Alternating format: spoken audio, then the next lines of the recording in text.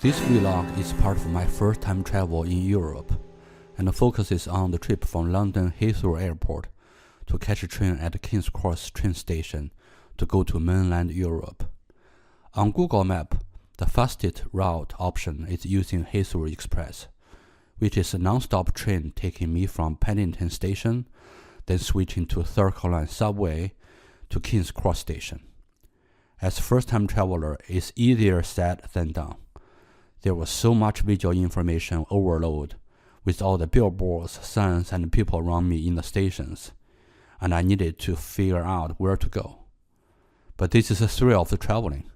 Everything is new, 360 degree, and all my sensors came to life to receive and process the information.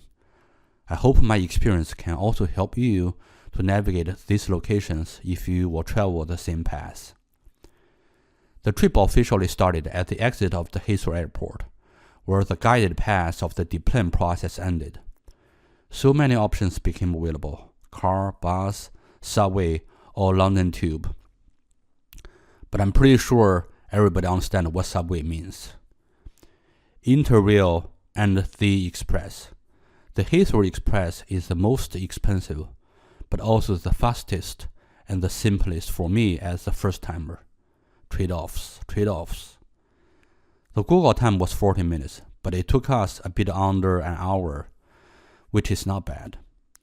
The express ticket machine is right out of the exit. The cost was £25 per adult, but free for children under 15. Same is true for other amenities in London and Paris, that many museum or attraction tickets are free or discounted for children under 15. So it is a sweet spot if you have a low teens to travel in Europe, which will save a buck or two. Once we got the tickets, we went through the door and took the elevators down the tunnel. There were blue signs for the express along the way, and we just followed the signs.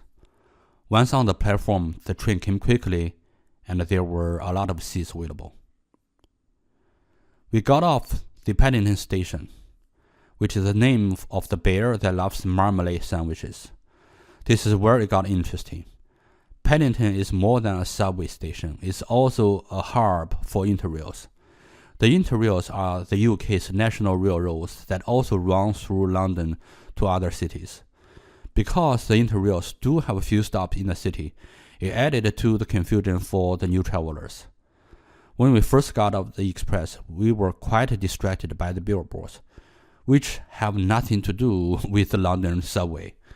Adding to the chaos, the stairs to the subway were under construction as of December 2023 and not easily visible behind the construction barrier. It took us some gawking and asking to find it. Down the stairs, I made sure we were on the right side of the platform. There were platform 3 and 4 and 1 and 2. It was fairly easy to decide we should use platform 1 that goes to the King's Cross. Once on the platform, another fun project started. First, I had to decide which train to take, as there are two lines that overlap, Circle Line and Hammersmith and City Line.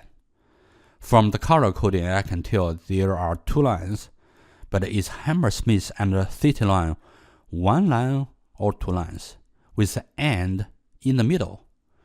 Which genius came up with the name? Also, the Circle Line is not entirely circle. Part of it is, but part of it just runs straight alongside with the Hammersmith line. Why not just keep the Circle Line a closed loop, as its name suggests, and let the straight line part handled by the Hammersmith line? In hindsight, it doesn't matter where we were going, as any of the eastbound train will go from Paddington to King's Cross. But at the time, it was confusing as hell. Also, looking at this picture, does the purple line appear orange when it's alongside with the yellow line? It's probably just illusional, but not helping. Things started to look up arriving at King's Cross. Out of the train, after several twists and turns, stairs after stairs, we were suddenly greeted by the brick archways. and high steel framed glass ceiling. Definitely the Harry Potter vibe, and it was quite nice. As Londoners would say, brilliant, bloody brilliant.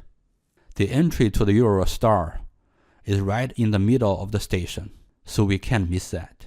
We had a brunch in Le Pain Quotidien, or daily bread in English, under an old brick archway. I can see the traces of time in the worn bricks and repaired mortars. It felt old. It felt Europe.